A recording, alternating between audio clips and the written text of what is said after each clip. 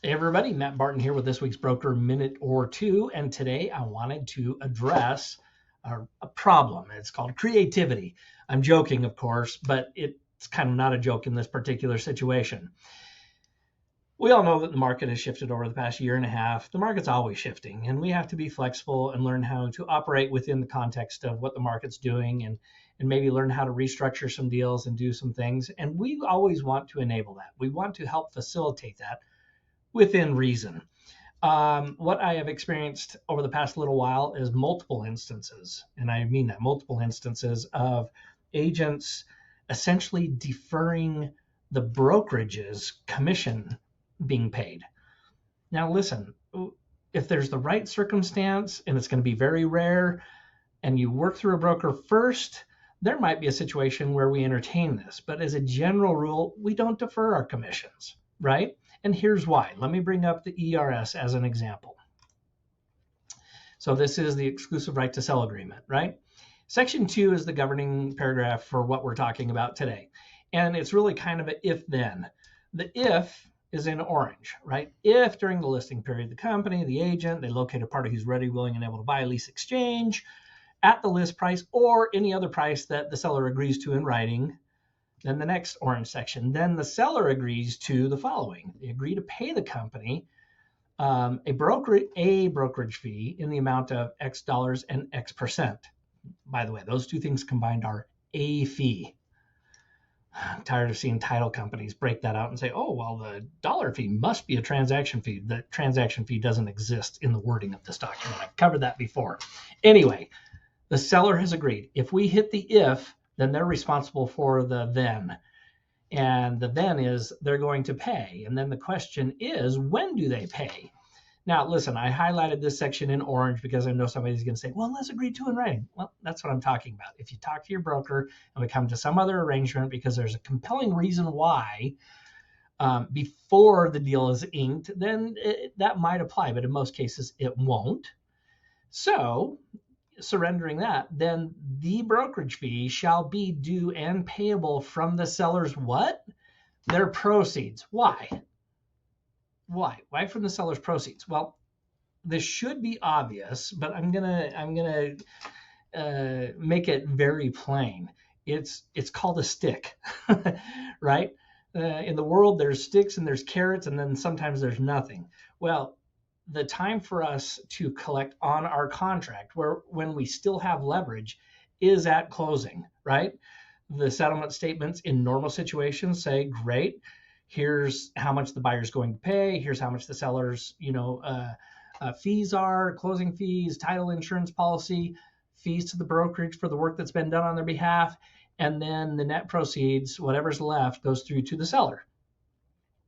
Well, in the situation where somebody, and these are real life situations I've dealt with recently, a promissory note is created without the authority of the company.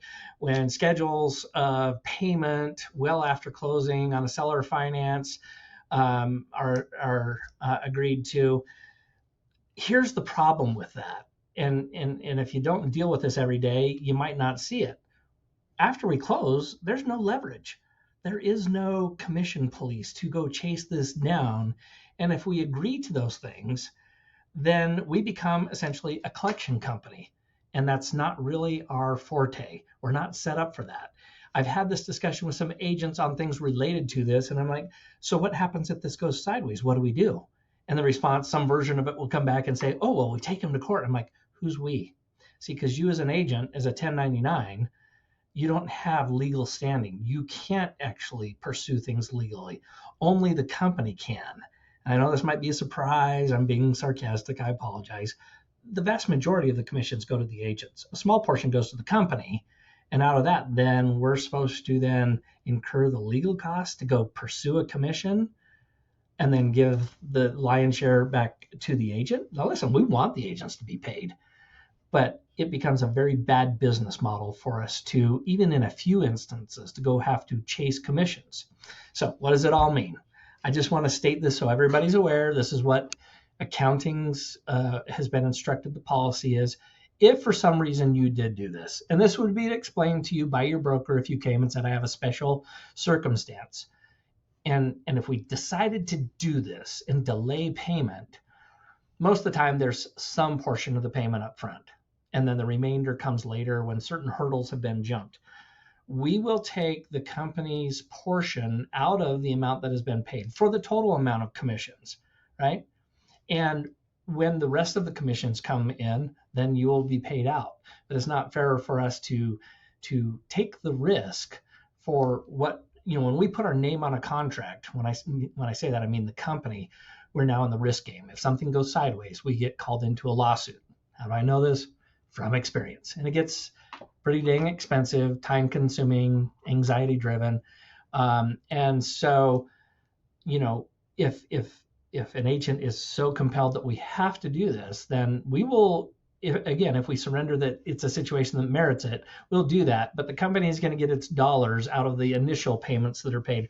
We're not going to wait till a future date to hopefully get our payment, because we realize there's nobody to force it. There's no stick anymore, right?